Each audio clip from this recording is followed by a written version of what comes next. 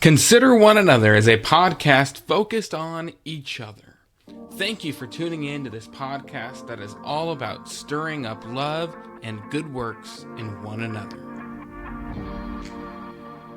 We are in my office. It is a Sunday afternoon. Randy has just finished telling us the exact etymology of podcast, where the word comes from. And here we are in my office right before evening services, recording a podcast. I'm here with Tim Turner. Tim, thank you so much for taking the time to do this. You're welcome. And I thought it was a way to catch a group of orcas.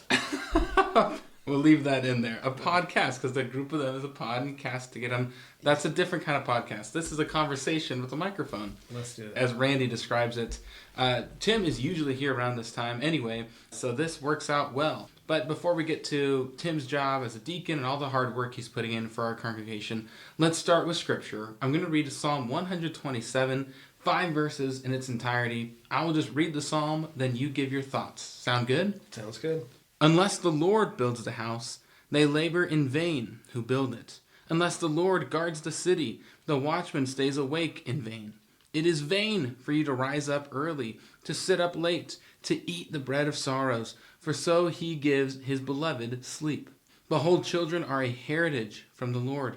The fruit of the womb is a reward. Like arrows in the hand of a warrior, so are the children of one's youth. Happy is the man who has his quiver full of them. They shall not be ashamed, but shall speak with their enemies in the gate. Well, verse 1 tells us who we need to be focused on and doing his will, and that's the Lord. And he gives a couple of examples here of your house. You could take that as your family or the city, but I mean, it could be our country, it could apply to the church, and certainly to our families, as he then goes on to allude to here in this Song of Solomon. Oh, you're right. It is Solomon who writes this. And it makes me laugh in the verse 4. I'll jump there for a moment. The children of one's youth.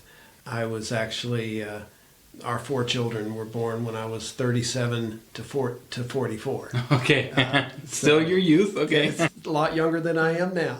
So 37 to 44. Correct. Okay.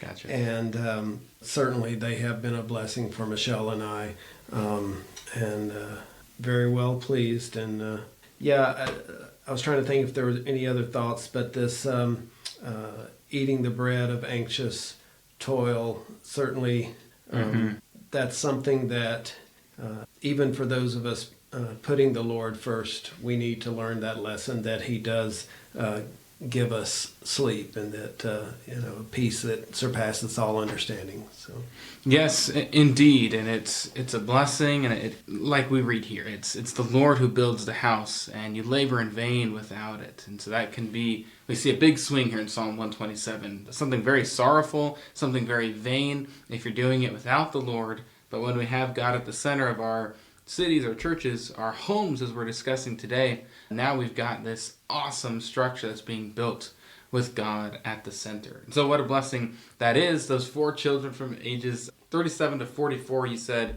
is how old you were when they were born. Right. So still your youth, like verse 4.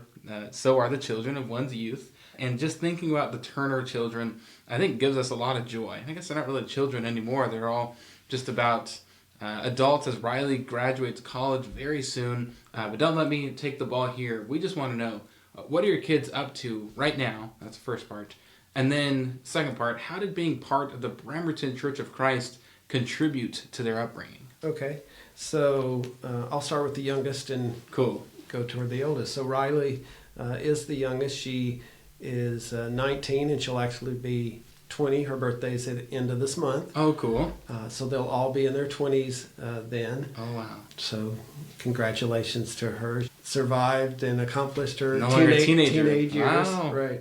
She will be graduating in May from Florida College. Kinesiology is her major, and she's thinking right now that she's going to go on physical therapy, following the footsteps of her mom. Nice. That's Riley. And then next oldest is Megan, And Megan is she graduated from FC with her nursing degree and is working at Tampa General Hospital, med surge floor, and she's wanting to get experience in other areas. So that's, I think, what her near time future will be. Be exploring other options. Exactly.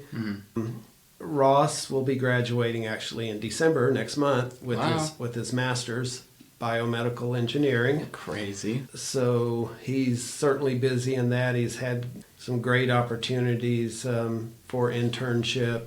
He was at NASA. He was at NASA at Johnson Space Center this past summer, and we'll just see what the future holds there for his job. Okay. We'll just see. And Maddie, she has had a year and a half experience. Well, first of all, she got her master's in occupational therapy and has had a year and a half of experience here locally, or at least in Tacoma, living at home, paying off those student loans. Good for her. And she, at the first of the year, is looking to become a traveler, which also is following in the footsteps of her mom. Oh, Michelle did that too. Yes, her first job was up in Port Townsend after she got after she graduated, and then she wanted to go and meet people. There seemed to be not very many people here in the Northwest. In Port Townsend? In Port Townsend, exactly.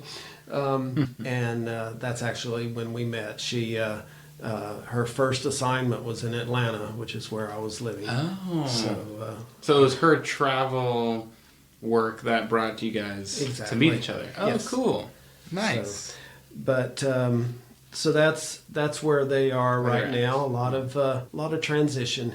In their lives. A lot. Yeah. 2 graduating. 1 thinking about, or I guess the other 2 both thinking about job changes. Yes. Wow. Exactly. A lot of transitions. That's so exciting. It's a busy time. Yeah. And the second question you had there. Yeah, it's interesting to me because I'm new to the Bremerton Church of Christ. But with Ross at FC, that's something I knew about him. That he was he went to the Bremerton Church of Christ. He talked about it a lot. And now, your kids have been raised here. Throughout that whole time period. You mentioned Megan in nursing. It made me think of Minerva Hulk, who was here well before my time, but I knew Minerva Hulk as this person who started the nursing program at Florida College, and that would have been someone that Megan grew up knowing, and then she graduated from that program. So that was a cool connection to me. I'm wondering what other connections there were at this church, what other benefits were they getting from growing up, being the 4 Turner children here? What was it like growing up for them at the Bremerton Church of Christ? Okay, well, if it had just been me, I would have just given sort of general answers, which just even to me didn't seem to describe it well enough. So knowing that you were going to ask this question, did ask Michelle. I said, okay, flesh this out for me. Give me some specifics. So just to let you know, I have a little list written on the back of a receipt here. Okay, let's hear the receipt list. Well, since you started off there with the FC connections, it made me just think of, and wasn't on my list, that Dan, our preacher, went to FC, and so he has a lot of connections there. And so it's been a real blessing that a lot of the men that live down there that preach in that area and also teach at the college have held meetings for us. And cool. So that just over the years, and so that has been really cool. Besides that, let's see, I've got several of the members that just played a part that Michelle reminded me of. There was this lady, Dorothy Gamby. She had some kind of catalog of biblical supplies, and she would give it to Michelle and say, circle things that you think might be good for the kids. And so Michelle would do that, and Dorothy would purchase them and give them to the kids. And wow. I'm glad Michelle reminded me of that. That was so sweet. Just circling them in the catalog. Yeah. Buy them. Yeah. Wow. And of course, Terry Fisher, and she would have the girls over for cooking and sewing activities and things like that as they were growing up. So some memories there. That's sweet.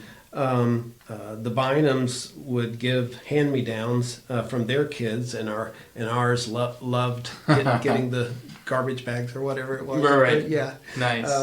That goes a long way. You got 4 kids. Exactly. It does go a long way. It certainly does. The Haws, Ron and Masako. Masako, yeah, when their granddaughters would visit them, the Haws would include our daughters to play and That's whatever sweet. they had planned for that. Nice. Well, the Bible classes. There were lots of good Bible classes. Not many Bible class teachers. Not many kids. I mean, as far as our kids' age, it was really a low number in the classes. But the teachers would teach, and since there were few, multiple times, so they got to see our kids lots. Yeah. And I remember it's also a military Yes. community, and a lot of the couples that would come through part of the military, they'd come and go. And one I wrote down was the Comptons. When they came, they would teach the Bible class. Oh, Maddie was telling me about them. Yes. Yeah, and so Galatians 2:20, I am crucified with Christ. Yes. I was mentioning this on Facebook the other day. I said, oh, you like the song, and the person didn't know what I was talking about. So I am crucified with Christ, nevertheless and so what the kids told me was fun when they were learning this verse by the song is Jonathan and Ashley would have them sing it faster each time. So they just speed up the tempo. And so now they've got that one down. Yeah, exactly. But they made it fun for them. But they made it fun for Yeah. them. There wasn't many kids, and I remember at one point we would pray, that some more kids would come. We were on some vacation, and I got some text or email said, hey, this new family from Indiana just moved here. And it was the Horns, and they lived here 5 years, same age as our kids. Cool. And it was just at the right time. It was such a blessing to have them. A lot of the members have given gift cards with the kids in college. Otto Spieth was their honorary grandpa, since they don't have a grandfather. He called him Otto Pop. Pop. And we're fixing to have Thanksgiving with members at Mike and Debbie's, and that's an annual thing. Yeah. But one of the best memories, and Ross just mentioned this recently, were the monthly singings in different members' homes, and I'm hoping we can get that going again. Wow! In a different person's house. In a different person's house each month. Singing. Oh, Yeah. I love that. So I could probably go on and on, but Yeah, but what you detailed there is so good. I really appreciate the specifics. It's cool to me to see awesome people like your children and think, how did they end up like this? And it makes sense that I believe they got awesome parents, but they also have an awesome congregation they were raised in. And so to hear what they're doing now, you just think, these kids are impressive. They're doing good things, and wherever they go, I know they're going to do good things for the kingdom. But I'm really hoping they're going to end up back here. At least some of them, maybe more than just one. But right now with Maddie, she's been such a help to us, and we're just grateful for your kids, as I'm sure everyone is who is listening. So thank you for that rundown. And thank you to everyone who knows the Turner kids and for being part of their upbringing. It makes a difference when we all work together. It certainly does. It certainly does. Okay, pivot from that. Big pivot. Last month I recorded a podcast about a book written by a neurosurgeon on the existence of the soul. It was very interesting to me, so I did a whole podcast on that. But a major point of the book and the podcast was that there are certain immaterial parts of the brain, showing that there is more to the mind than what we can see in the physical brain. And then right around this time of day, on Sunday afternoon, I came in and you just volunteered this information that was really interesting to me about your own different perspective to a similar fact by sharing your story. And so would you be willing to tell more about that, or just what you told me that day? I think would be really interesting. Sure. So it was when, I guess the way I would introduce this is that I had a major depression episode back in the mid-90s. And I would say that, just to tie this with what we're already talking about, is the kids, have had a wonderful upbringing and everything. And so now they're at the point they're on their own, and there's going to be trials and just life. Adulting, I think, is a term what that the kids gets say. used. Yeah. But anyway, it's how you can deal with that. And for me, I would spin on issues, and I would not be able to really find much peace. I think I was just overanalyzing, and that sort of thing. And so I went into this major depression where for several months I was unable to leave the house.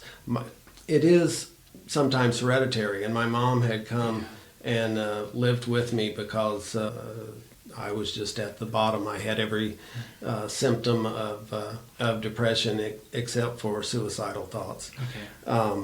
And so was taking antidepressants to get out of it. But like I said, it took about 3 months. Wow. One thing I discovered that I mentioned to you was that even though your brain is broke and you physically can't think a positive thought, Scientifically, exactly missing. Yeah, it's just with the neurotransmitters just they're not firing. They're not fine. Okay. And even though I got to that point, there was still this voice inside of me that was saying God is with you, and that everything's going to be okay. And it's like, I even remember thinking then, wow, this is getting me through this, because I can't think of any positive thoughts and stuff, and yet that kept me going. God is with you. Yeah, exactly. We can get through this. And of course, eventually the medicine started helping to heal me. I would have I remember the first time maybe less than a minute of just clear thinking. It was like, whoa! You could feel the difference. You could physically feel the difference of wow, and but then it went away, But then the next day, or maybe it was 2 days later, the same thing happened, and eventually everything righted itself. Okay. So during that time, I remember thinking, okay, well, that's your brain, and so that's not working. So what is this that's working? Right. What is that part? And that's when I was thinking It's not my brain. It's not my brain, because my physical brain is just stuck right now. It's so anyway, that got me thinking that, is that my soul? Is that something that God has put in us that is preserving us, and something that you need to take care of and nurture? Let's call it your heart. And if you don't take care of that, then there's the possibility that when your brain is broke, that's also not going to work for you. And what's going to happen. So that, when I heard your podcast, it was like, okay, I've got something I could share there. Yeah, it's something immaterial. If we are just the result of what we can see physically and test in a lab, then you're saying, then what's working? What is it that's allowing these positive thoughts, these thoughts like God is with you, to come through? Is that the soul? I don't know, but there's something immaterial, something more there than what we can physically understand. That's why we've tried to, let our kids know about, well, there's mindfulness techniques and all that too, because there's going to be events that trigger. It could be, a physical injury to anything. So how do you respond to those things, and how do you prepare, yourself? And They're good questions to ask. How do you prepare for those things? Those are hard things. And talking about subjects like mental health can be hard. I think especially in the church, whether it's faith or doubting or mental health issues, it's scary to admit to those sometimes. So thank you for being vulnerable with us and sharing that with us, because I'm sure, as what do they call it? SAD is coming upon us, seasonal something. Affective disorder. There it is. Exactly. It's easy to get sad. We're new to this. It's affecting us already. What are we going to do about it? And what I would add is, I so much saw the blessing after that had happened because it did make me such a stronger person. Nice. Of course, I then got married and all the responsibilities that go there with children, and there were several layoffs where I was laid off in my career, just hard times. And it's like I could look back on, my episode of major depression and know that it's okay. God's going to take. I mean, we also have the promises in the Bible Yes. as well that tell us that. But I had experienced it, and I knew that it's going to be okay. I love that. Yeah, I'd experienced it. It's going to be okay. It's there for me in the Bible. I can rely on God's promises way better than I can rely on my brain or these neurotransmitters firing the right things. I can trust that God is with me. I love that. Like I said before, it was around this time, it was like 4:15 or something in the afternoon, when I was just walking into the building up to something, and so was Tim. He was up to something. He is often here a lot of the time. So I like to use this podcast as a way of broadcasting work that people are doing for the church, especially work that happens behind the scenes. A lot of people probably know that Tim does a lot of work for this church, but I think people might not know just how much time you're putting in. You're always the first person here. You come often. So in your role as a deacon, you are the deacon, let's say, in charge of technology. Maybe that's the right term, audiovisual. It's an important role. What do your weekly responsibilities look like in that role? Well, getting everything set up for the AV is, I guess, the primary role and primary responsibility. And I do, not just with church and deacon duties, but my family would know I'm prompt in anything. I'm the person that wants to get there early. Okay. Prompt, So I'm. So that fits me well to get here, but it also to be the guy to be here. Okay. Yes, and it also serves well because inevitably when you do come and think you have enough time to get everything done, and you only give enough time for getting things done, something's going to go wrong. Mm-hmm. And so I always am glad when I'm here. I got here early, and there is some cog in the wheel, and because I've come early, I've given enough time to get all that cleared up. So anyway, that's how I operate, and so better than stressing, being too late and behind. Exactly. Show up, be prompt. Yeah. Nice. So I'm taking care of the AV. We also, one thing now that I have it fairly well in control. Of course, I would like to be able to hand that off to other people, but yes. Now that I have it under control as far as what I do, I'm trying to learn more about Realm and because I don't think we've tapped into everything that we can do with right. Realm. Yeah. And so I would like to spend some more time researching that and growing that way. And growing that way. Yeah, use our resources. And a follow-up question I did have was, how can someone help you with your work? So if you're listening and helping Tim out is something you would like to do, please let us know. Just last week, I think it was Wednesday, I saw Tim sitting with his family. And everyone was like, what is Tim doing away from his desk? And someone, I think it was David Kelly, is helping out back there. So we have people we can call on, but there's always more work to do. If there's work like this you want to be involved in, let me know, let Tim know. And he would be, I think you said, happy to show you the ropes and get some more help in that. And we got 3 slots a week, right? Right. And I guess I'm not really into like having a special class or time where I could teach a group. Mm-hmm. I would just much prefer someone just doing what you did recently, just come back and sit back there. On the job training. Exactly. Yes. OJT. And maybe do that 2 or 3 times, or even show up at 4:30 on a Sunday evening one time, and you'll have it. You'll have a very useful skill, and that helps our people a lot. People who are sick and Zoom in are very grateful for it. People like my mom, who live in Southern California but can hear sermons from what's going on at the Bremerton congregation, that's encouraging to her too. There are different ways of using our talents, so thank you for using yours in this way. And please, I mean it, let us know if this is a work you would want to help out in. As we close, we got the classic questions. He's got an answer to both You take the ball from here. Favorite hymn, favorite verse you want to share, either or both, go ahead. Okay, well, I'll start with the favorite verse, and it's going to be the same answer with the favorite song. It's Nice. It's like how can you pick? Okay. Is my answer. That's your answer. There you go. but- End of the episode. But I do have something, and I think it'll sort of fit in with what we've been talking about here. So this was a passage that really hit home when I was first away from home, away in college, and my first job.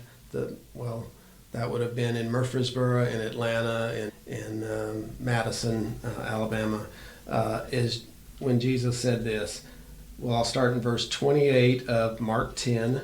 Nice. Peter began to say to him, "See, we've left everything and followed you."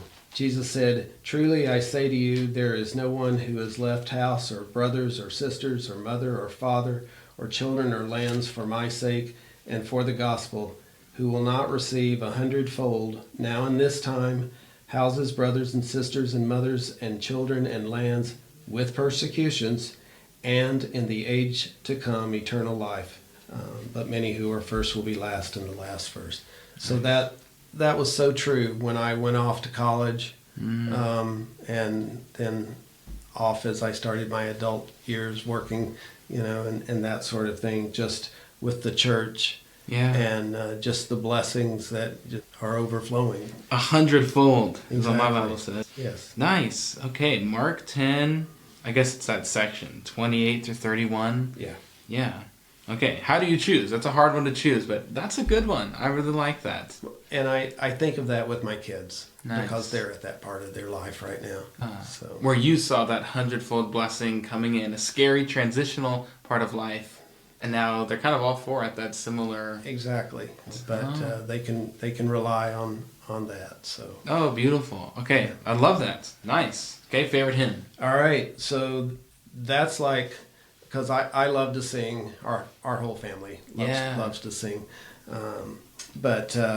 So how can you pick a favorite song? It's like picking a favorite kid. Yeah, that's our last question. Right. I was thinking of how each one is sort of related to some kind of memory or something like that. This is not my favorite, or it could be my favorite, but Okay. To Canaan's Land, I'm on my way. With a soul of My man. Nice. my mom used to sing that to me since I was an infant. So that's a special memory. Beautiful Isle of Somewhere means a lot to me with my dad. Beautiful Isle of Somewhere. Yeah. I don't know if I know that one. Then I'll have to teach it to you. Okay. Okay. Beautiful Isle of But the Somewhere. one I chose for my favorite, which I also remember beginning to like during that college young adult time, just the word struck me, and it was like, that's what I want to do, is "Oh, to be like thee," Nice. $4.99. Oh, to be like thee, oh, to be like... Yeah, That's what I want. Blessed Redeemer. Blessed Redeemer, pure love. Yes. Yeah, so that's my favorite. There it is. Okay, that's good. And Randy today had noticed that some of the songs that I led were favorites that we'd heard on the podcast. And I'm like, well, yeah, like that's the point. Here are the songs that really mean a lot to people, and let's sing them together. How encouraging that is. I love that you bring up the memories that are tied with them. I don't think it's any secret why God has the instruction for us to sing to one another. There's something that music does when tied with these words that are rooted in Scripture that just bring back these amazing memories of your father and your mother singing songs to you, and now you fast forward to the future, people singing the same songs, having the same encouragement. That's amazing. That's amazing. So, "Oh, to be like thee," that's pretty timeless and simple. We can be like him, blessed Redeemer. Thank you for your time. I'm hoping maybe this podcast, maybe it'll get posted and Tim will give me a shout out on Facebook or something. Maybe my little janky setup here will get a shout out on Facebook for the podcast. Well, I'm just looking forward to hearing it and going, I really sound like that? Because my voice, I never think it. It's a hard one. It's one that doing podcasts it forced me to learn to be okay with my voice. And you do really sound like that, and that's okay. You said really good things today, really encouraging things.